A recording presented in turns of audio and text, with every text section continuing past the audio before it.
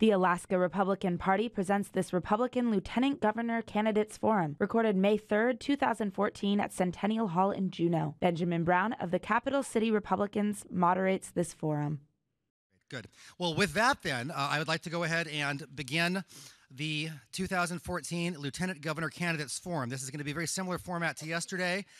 We've tossed a coin, and Senator McGuire will be going first. She will give a 10-minute exposition on why she would like to be Alaska's next lieutenant governor. She'll be doing that from the podium here, followed by Mayor Sullivan. And then when that's done, there are 4 questions that the candidates have been given just moments ago, and they'll each have 1 minute to answer them. Because I discovered yesterday it was a little too much. One of the questions they're going to be allowed 2 minutes to respond to because it's a meatier question. So I will be calling, I'll give you a 2-minute warning and a 1-minute warning for the initial speech, and I'll give you a 10-second warning for the 1-minute or 2-minute response. So with that, if there are no pending unresolved issues related to this, I'd like to welcome Senator Lesil McGuire to the podium to address her candidacy for Lieutenant Governor.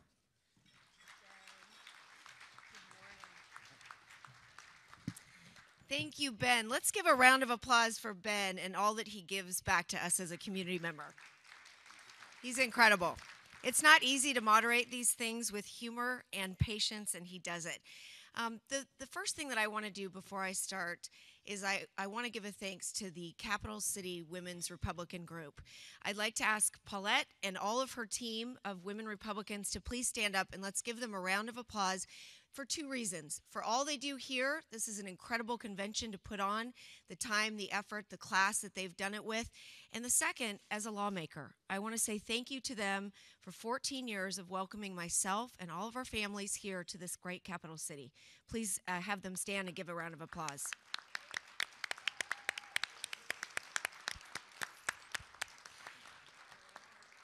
Paulette and I were speaking this morning, and this isn't always the easiest city to live in with respect to going about your daily business as a Republican. And many debates occur in the Juneau drugstore, in the shoe fly store, etc. And I can just say that the women Republican and their cookies always make us feel welcome and grounded. So why am I running for lieutenant governor?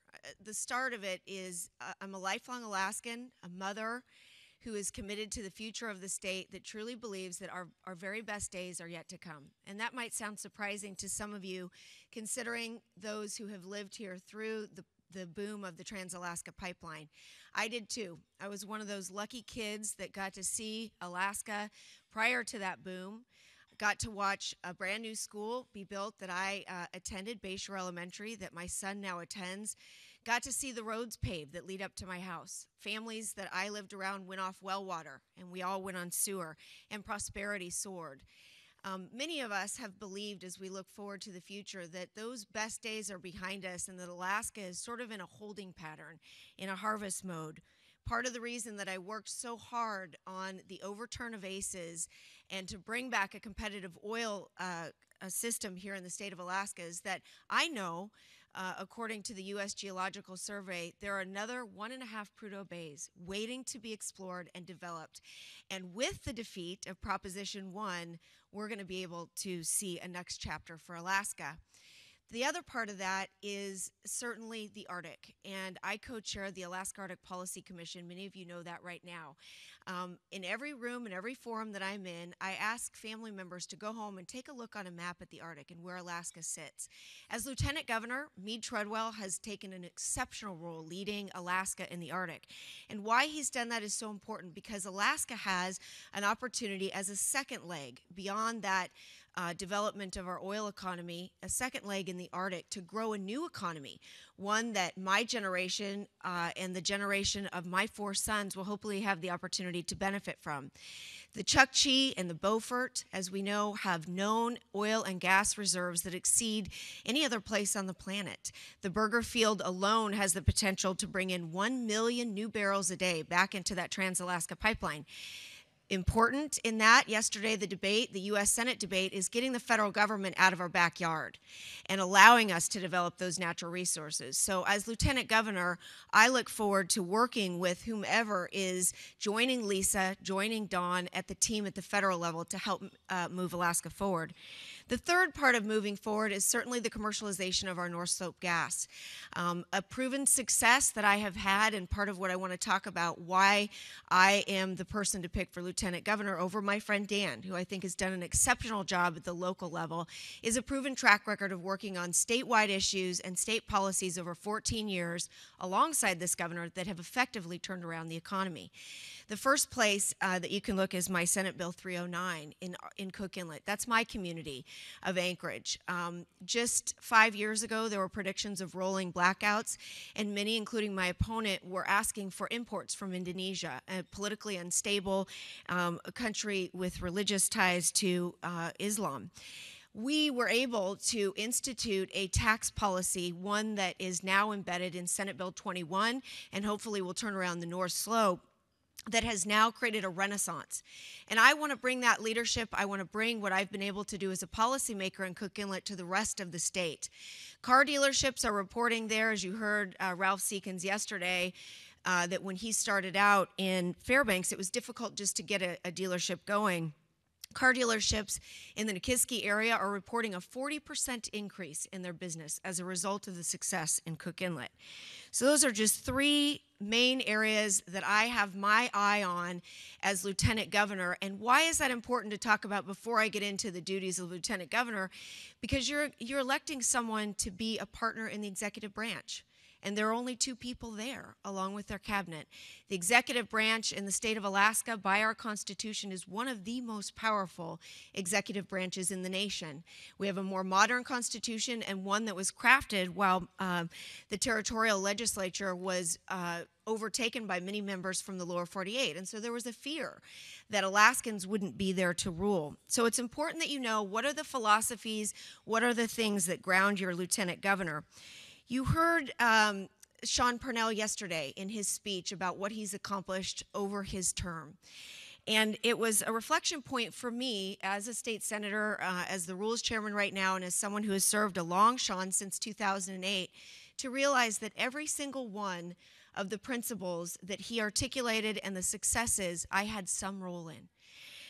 Whether it's rolling back the payroll taxes on all of you out there who pay a payroll, whether it's Cook Inlet and the renaissance that's happening there, Senate Bill 21 and a new competitive oil policy that will put Alaska back on the map as that great oil and gas province that we know we can be, the repeal of the cruise ship head tax, I carried that in the Senate.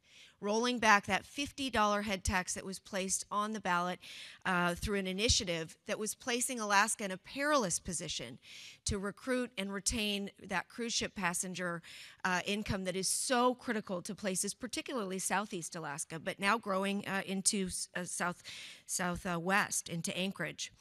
The Alaska Gas Line Development Authority and promotion of our gas. It was back in 2008 that Charlie Huggins and I started the In-State Gas Caucus. And that was a response to the fact that I, as a lifelong Alaskan, was tired of looking at studies, more studies, 34 years of studying a gas line. And at that moment in time, you'll remember that AGEA was in effect, which I voted against that contract and didn't feel that the market was in the lower 48. This brings in my opinion, another part of why I'm uniquely qualified to be your Lieutenant Governor. I've held 2 national presidencies, and it was at that moment that I was the president of the Pacific Northwest Economic Region. And because of that, and my travel into Canada and into the western oil and gas provinces, I already knew that shale was making its way through and would soon be in a glut. And as a result of that, I knew the market was Asia. So we formed the In-State Gas Caucus. I sponsored a bill. The Speaker Mike Chenault, sponsored a bill as well. Both of them moved up into a discussion to create what is now the Alaska Gas Line Development Authority. I'm proud to have been a sponsor of that. That group, in my opinion, is the single biggest reason that we have Senate Bill and House Bill 138 on the agenda today to move a gas line forward. It's the pressure that you had coming into that, knowing that Alaskans would build the line and get that gas to Alaskans if they had to, with or without the producers. Finally, I want to just share a little bit about federal overreach. This has been a topic that has been discussed over and over again. You sort of think about the lieutenant governor being in charge of elections. You think of the lieutenant governor being in charge of regulations, but there's another role for the lieutenant governor, particular one like myself that has a Juris Doctorate, paying attention to the legal scene, paying attention to what's happening and supporting our Attorney General on the federal issues that are in front of us. I am a fierce advocate for Alaska's future and believe that the single biggest thing that is standing in the way of our prosperity for my 4 boys, for your children and grandchildren, is the federal government right now. We are looking toward things like the Eisenbeck Road, and I've sponsored resolutions on that. If you just sit back and think for a minute about the culture in Washington, D.C., the fact that the federal government doesn't even trust Alaskans to build a 10-mile road that would help transport Alaskans to the hospitals that they need, the medical care that they need, how can we even begin to get them to understand the need to develop our natural resources to assume our destiny? In wrap-up, I just want to say a moment about Ted Stevens and the influence that he had on me. Many of you know that he was a mentor to me and a dear friend of my family's. There's not a day I've said on the Senate floor that I don't think about Uncle Ted. I was a high school intern with him, along with many of you here in the room. I also served on his staff, and it was during that time that the seeds were planted in me that germinated to serve the public. I want to thank him for that.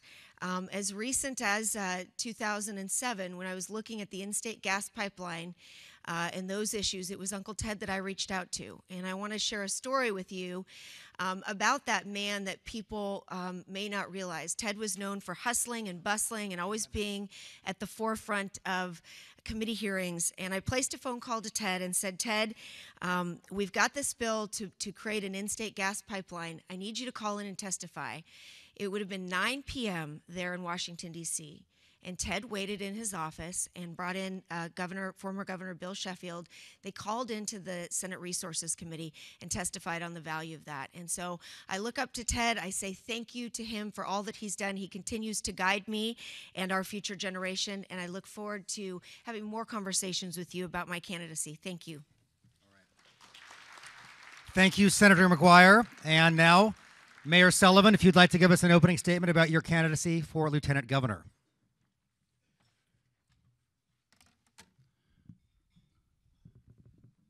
Thank you very much, Ben, and thank you, Senator McGuire. Those were nice remarks. Well, welcome, everyone. This is really very, very rewarding to be in a room of people where you all kind of think the same. That doesn't happen in my job as mayor all the time, so this is like being home. I, too, want to thank all the folks that worked so hard to put this together, Paulette and her team. You know, Paulette's been such a good friend to my family over the years. My mother collected egg plates, deviled egg plates. Paulette brought her one back from Italy that was her treasured prize, and we'll never forget the kindness she showed my mom by bringing that back from Italy for her. That was just tremendous. Up in Anchorage, of course, the Republican women, Judy and your team, thank you for all you do. I want to say thank you as well to probably the person who single-handedly is responsible for having a Republican governor, a Republican-led Senate, a Republican-led House, and that's Randy Riedrich. Randy, bravo to you for all the hard work that you've done over the years. Yep. And passing the torch to Peter. Peter, I know you're going to do a great job.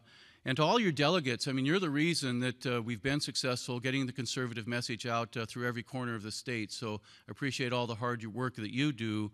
It's thankless. There's no monetary reward, but I think we all agree that you're doing something very worthwhile for our state, and I truly appreciate it.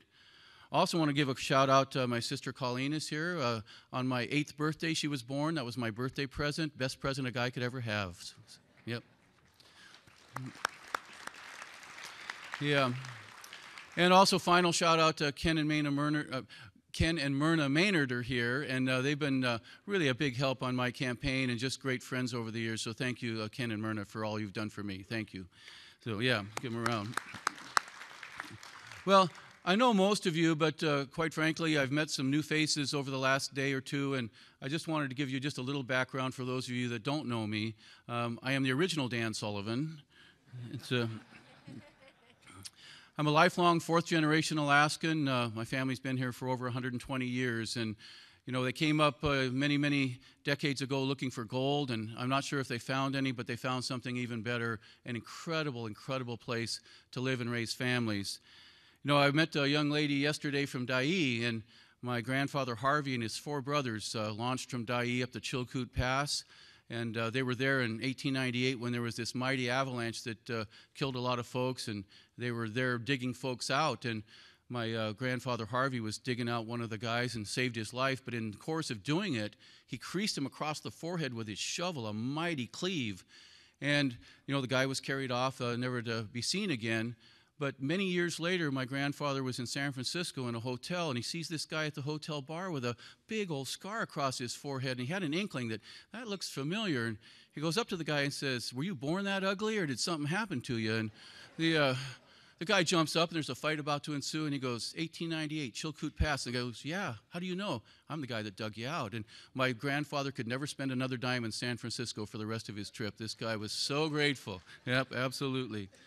So those brothers ended up in Nome. There's a little place north of Nome called Sullivan City where the Sullivan brothers mined for gold. And on the other side of my family, the Egan's came from Nova Scotia, worked their way up to Fairbanks, and they were miners as well. And they still, to this day, we've got many, many relatives up in the Fairbanks area.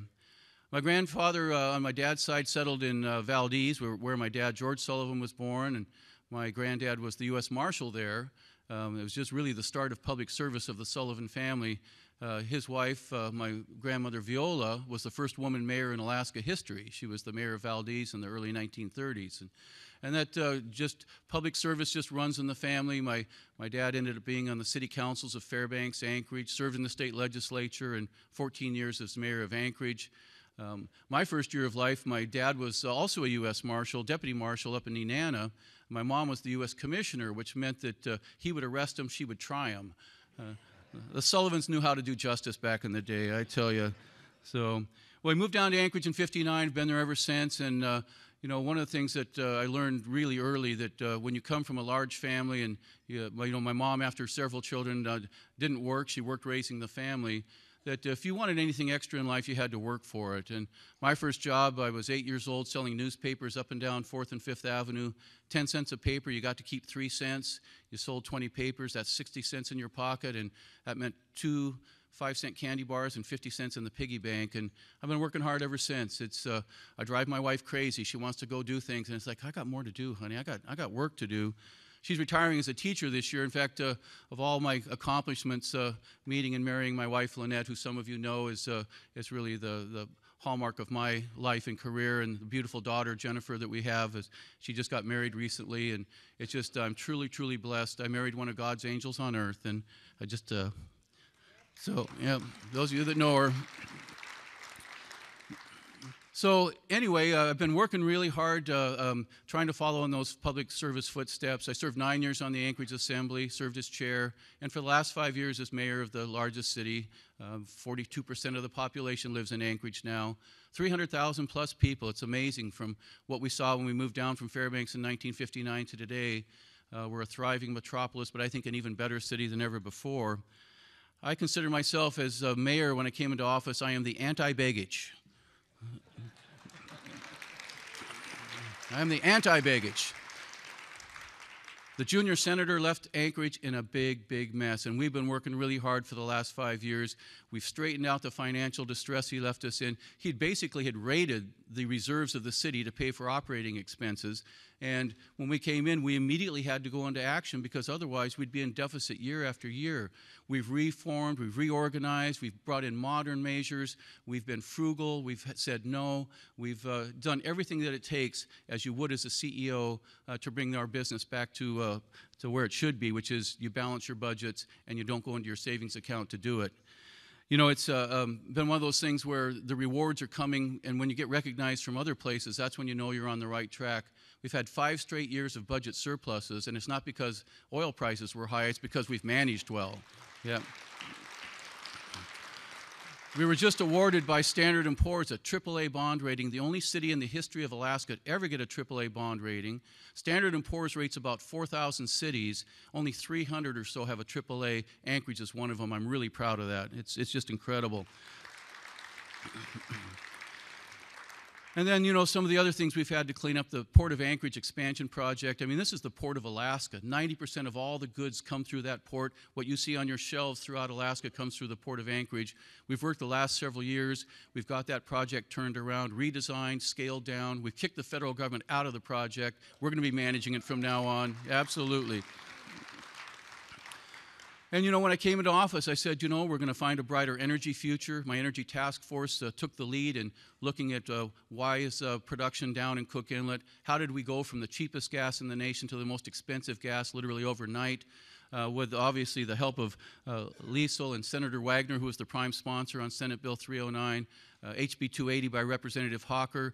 We've got now gas storage in the Kenai that we can draw from in the winter. We've got exploration and production in Cook Inlet. Names we'd never heard of before, like Hillcorp and Apache and Buccaneer and Cook Inlet Energy, have replaced the Marathons and the Chevrons, doing just what is supposed to happen in mature fields. The independents come in, they're going to get every last drop out of there, and they say there's probably at least 7 trillion cubic feet of gas remaining to be found, and a good chunk of oil as well. So I thank the senator and her colleagues for their timely. In 2010, to pass 2 critical bills in a 90-day session was really amazing. So they did good work that year. Anchorage, as we leave it, I'm be termed out in my last term, which is why I'm running for lieutenant governor, because I want to continue my public service. But Anchorage today is cleaner, safer, stronger than ever before. So as lieutenant governor, I want to be part of the team, and I've got it on my brochure, but I really, really wrote it because I mean it. I want to be part of the team that leads Alaska to a new generation of prosperity. And as lieutenant governor, you are part of a team. You're part of the governor's cabinet. But you also have to be ready at a moment's notice to be the governor.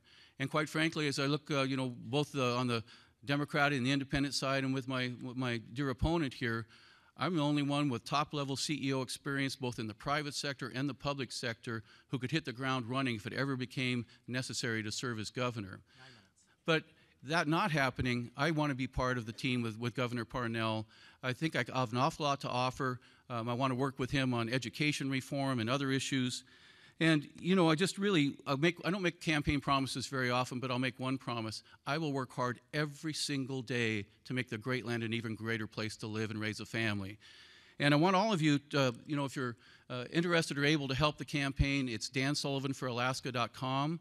And you can get online, and if you are able to contribute or able to volunteer, be greatly appreciated. I know that a lot of you, because you're delegates, in a contested primary, it's tough to make commitments. But I'm hoping on August 19th, you'll make the ultimate commitment when you get in that voting booth and vote for Dan Sullivan for lieutenant governor. Also want to just on a final note, Ronald Reagan said in campaigns that Republicans do not speak ill of fellow Republicans. I take that pledge today. I will never speak ill of my opponent, Senator McGuire. I respect her and the work she's done. I hope she'll share that pledge with me. Thank you.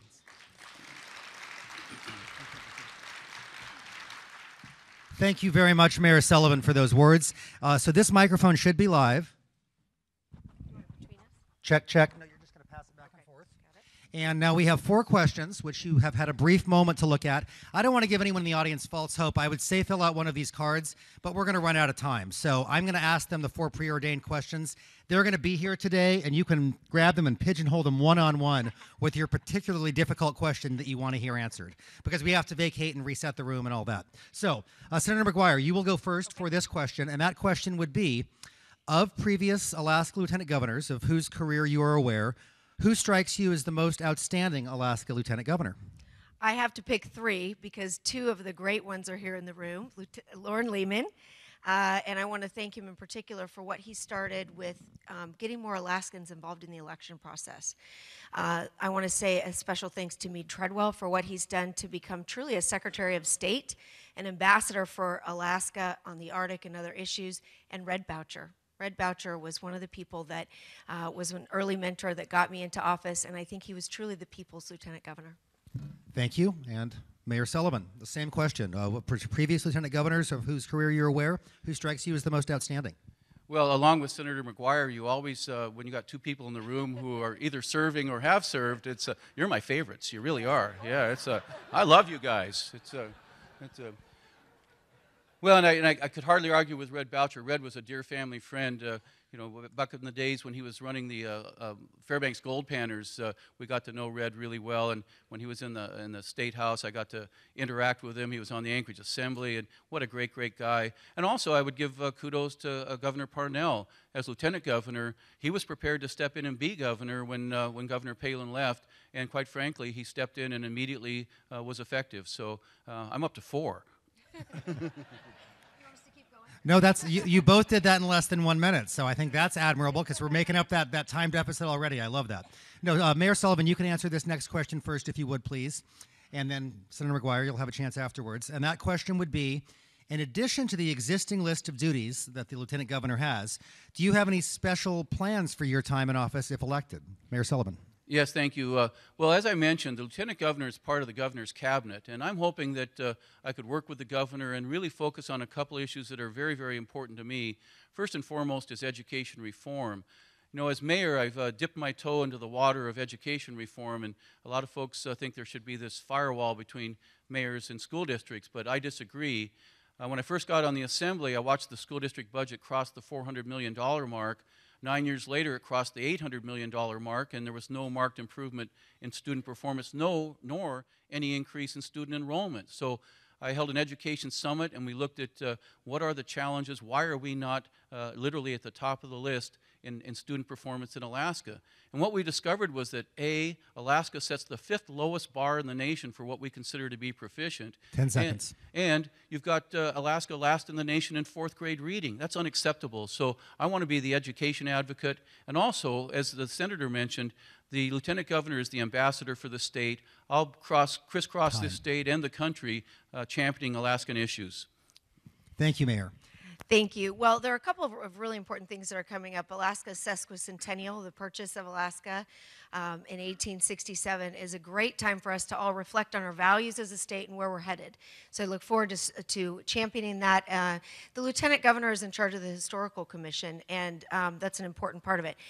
I want to increase voter access. We're in 2014. I am part of that generation that uses my iPhone and iPad for darn near everything with a whole lot of sidebars. I think that we can do better as a state. The fact that we have such a low voter turnout is dismal. I want to reach out to young people. I want to reach out to elders. I want to reach out to those who may not have felt in the past that they have an opportunity to vote. I think that's the prime role of Secretary of State. And finally, it's serving as that ambassador. I think the role of Secretary of State or Lieutenant Governor has been greatly underutilized. Again, we've had people like Lieutenant Governor Lehman and Lieutenant Governor Meade Treadwell who have made strides, but really appointing that person to be the ambassador to the Arctic, to develop Alaska, and on our oil and gas issues. Very good. Now hang on to the microphone. It's much easier than with 3 people. I don't have to think about who should go next. They can just go back and forth, which is good on a early Saturday morning like this. All right, this next question is the one for which I'm going to let you each have 2 minutes to respond because it's a little bit more substantial of a question. Excellent. The recently concluded legislative session saw more vigorous interest in amending the Alaska Constitution than we've seen in many years. What, if any, of the proposed constitutional amendments that were debated did you support, and were there any that you particularly opposed? And we'll give you 2 minutes, Senator McGuire, and then you, Mayor Sullivan. First, I want to start out by saying we also passed a resolution calling for a United States look at our Constitution. I think that it's important for communities and civilizations to reflect on their values. We do have a living, breathing Constitution, but at that same time, there are things that have to be looked at. Here in Alaska, 54 years old, there were 2 things that I thought I would have liked to see passed, put on the floor as Rules Chair. The first is SJR 9. And that's the opportunity for Alaskans to consider school choice. And I'll tell you, the number one line that I have about it is, why is it that only wealthy children should have choice? Why shouldn't all Alaskan children have choice? And I think that's the important thing about SJR 9. Keeping our public schools well-funded is a hallmark of any great state, and I support that, but I think that we need innovation. That's another thing that I want to say about SJR 9. Competition is what makes America great. And that opportunity to use broadband, to use Galena school projects, to use homeschooling and charter schools to help innovate and give the best education to our kids. It's about our kids. Second one is SJR 21, and this is a sleeper issue, but one that's really important for us as Republicans. Do you know that under the Constitution, there are 3 public members and 3 lawyers that select, along with the Chief Justice, that select the judges in the state of Alaska? Now, in the past, that has worked. When you had a justice like Justice Carpenetti and the 3 public members would go one way and the lawyers would go the other, he always went with the public. In recent years, in the past 4 years, that is not the case. The public has been outvoted on their picks of judges. My concern about that is that Alaskans ought to be picking their judges. It's in lieu of an election. And the second part of that constitutional amendment, and this one is really going to shock you, and I'll wrap up by saying it, do you know that the public members of the Judicial Council are subject to legislative confirmation, 10 seconds. but the lawyers are not? That's a travesty. Thank you, Senator McGuire. And the same question for you, Mayor Sullivan. Well, again, I think we're probably on the same page with these. Certainly offering parents the opportunity to choose the schools where their children can get an education, I think is just fundamental. You know, as Senator McGuire said, I'm a big believer in competition. It works in every sector. Why would it not work in education? One of the things that my Education Summit pointed out, too, is that there's a couple different ways to have choice. For example, in Anchorage, we've got some really successful schools. The Chugach Optional Schools, the ABC schools, they're doing tremendous. The results, the student performances are at the top of the chart. And there's hundreds and hundreds of parents waiting to get into these schools. Why aren't we offering more of them? So choice isn't always about giving a certain stipend to a parent and saying, choose where you want to go. It's taking your existing system and expanding on what's working. And that's not happening, not only in Anchorage, but in other places as well. If you've got successful programs, emulate them. And the other thing that I want to work on is what I'm calling the Great Teacher Initiative. Finland became the #1 country in the world in student performance, and their key measure was they elevated the status of the teacher to that of engineers, architects, doctors. And the reason that it got elevated was because they require a much more rigorous training to become a teacher. To teach high school math in Finland, it's 8 years of school. You have to get a master's degree in math and a teaching degree, and even then, only the best of the best get selected to be teachers. And because of the rigor, because of the high professional standard, top high school students want to become teachers now. And we know in America, and it's unfortunate, my wife's a teacher, so I would never say anything bad about a teacher, but in America it's oftentimes the second degree choice, not the first degree choice. So my Great Teacher Initiative, one of the things I'd like to try is, when we've got billions of dollars in the bank, it's time to invest in our human resource as well as our natural resource. 10 seconds. $100 million into a trust fund that produces interest earnings that will pay top students to become teachers. They pay back that student loan by teaching for at least as many years as their education was. And by that, you've invested in your human resource, and what happens in that classroom determines student performance. Thank you, Mayor Sullivan. All right.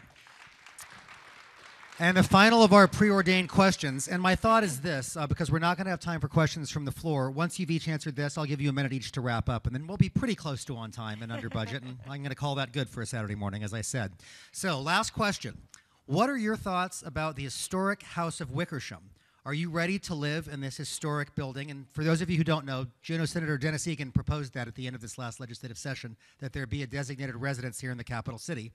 And what other options, besides living in the historic House of Wickersham, would you consider to be as effective as possible as Lieutenant Governor, Senator McGuire? Well, first of all, I thank Dennis Egan for putting this into law. The House of Wickersham is a place that we go to have waffles and to really reflect on a lot of the state's history. But to put it on the map as the official lieutenant governor's residence, I think was just a brilliant move. One of the things I talked about before is that I think the lieutenant governor's role has been somewhat underutilized. There's an opportunity for the lieutenant governor to serve as an ambassador, to welcome those heads of state that come in from Finland, from Iceland, from Japan to buy our gas, from Korea to buy our coal. I think that's an important thing. But most importantly, it ought to be a place for the people of Alaska. And I think the governor's mansion is one that people do get to go to for special occasions here and there. But I'd like to see the House of Wickersham opened up on a regular basis for the public to come in and to share in the historic value of this particular residence. And just one thing about Mr. Wickersham, he was appointed by William McKinley. Of course, the McKinley Mountain is named after him. And he was the first sponsor of the Alaska Statehood Bill, the very first one in 1916. So I look forward to living there. I look forward to opening it to the people. Thank you, Senator McGuire. And just for the record, we're not going to rename it the Waffle House of Wickersham. That's not going to happen. Mayor Sullivan. Well, thank you, and I'm glad my opponent is slender enough to eat waffles. I have one waffle, and I grow 10 pounds. So I'm going to be too busy to stay at the Wickersham House. I'm going to be all over this darn state, all over this darn country, championing everything Alaskan. I'll be shouting from Harry Reid's porch. I'll be shouting from Nancy Pelosi's veranda. I'll be at the gates of the White House shouting about Alaskan issues and getting our rights back that we were promised at statehood. But occasionally you do have to come to Juneau, and I was up there measuring the drapes the other day, and it's just kidding, just a joke. No, you know, it's symbolic, and I think symbols are important. If indeed the lieutenant governor's role is to play a role in welcoming dignitaries, particularly when the governor's not available, it is nice to have a place like the historic Wickersham House. So it's not a huge issue for me at all. There's much bigger issues than where you're going to stay when you're in Juneau. I'll stay in a van down by the river if I have to. But it's bottom line is, you know, as lieutenant governor, I really intend to expand the role and make sure Alaska statehood rights are championed all across this great land. Thank you, Mayor Sullivan. And hang on to the microphone. Okay. So this brings us near to the conclusion of our Lieutenant Governor's Candidates Forum. Mayor Sullivan, why don't you take 1 minute to wrap up, and then we'll have Senator McGuire do the same. Sure, thank you very much. Well, again, an honor to be here. Thank you all for all you do as delegates, helping keep the conservative cause, the fire burning bright out there throughout Alaska. We couldn't do it without you. There's just absolutely no doubt about that. I plan, as I said, you know, in working the last 5 years as mayor of Anchorage, I've gained so much knowledge, so much experience about managing a large government organization. Working with all of the mayors through the Conference of Mayors, I've learned about issues throughout this great state. And you've got to be ready as lieutenant governor to serve as governor. And again, I could hit the ground running, which I think is a clear distinction between myself and my opponents. And the other thing is, you know, after generations of living in Alaska, I love this state so much. It's in my fiber. It's in my DNA. I will work so hard every single day. I will make a difference. Thank you. Thank you, Mayor. Thank you. Well, first of all, I wanted to give my website out too because there's such limited time up here. It's www.lesilmcguire.com, and I look forward to further conversations with each one of you. Happy to come by and chat at your family house, at your work, etc., to talk. There is no clear distinction about who's ready to step in and serve as both lieutenant governor or governor. And I think what I want to point out is after 14 years of state experience on the ground, serving in leadership in both the House and the Senate, navigating through the complex waters of legislative strategy, working across party lines, working across issue lines in a non-volatile, non-argumentative way, I have been successful. I have been a proven leader. As I said in my opening statements, when you listen to the governor of the state who's very successful right now and track his accomplishments, you don't have to wonder where I would have been or how effective I would have been. You have a proven track record. I was right beside the governor, partnering with him for the last 14 years. And the last point that I want to make is I love this state too. I'm a mother bear about this state. I am a part of its future, and I cannot wait to have this opportunity to serve all of you. Thank you. Thank you, Senator McGuire. Let's have a huge round of applause for both of our candidates. I'd like the record to reflect that it's exactly 8:15, so we are back on schedule. So if everyone's done, thank you, Senator, thank you, Mayor. If everyone's done with breakfast, we can rise and vacate and give the staff here at Centennial Hall a moment to reset the room. Thank you all very much for watching this Lieutenant Governor's Candidates Forum this morning, and best wishes for the remainder of the 2014 Republican State Convention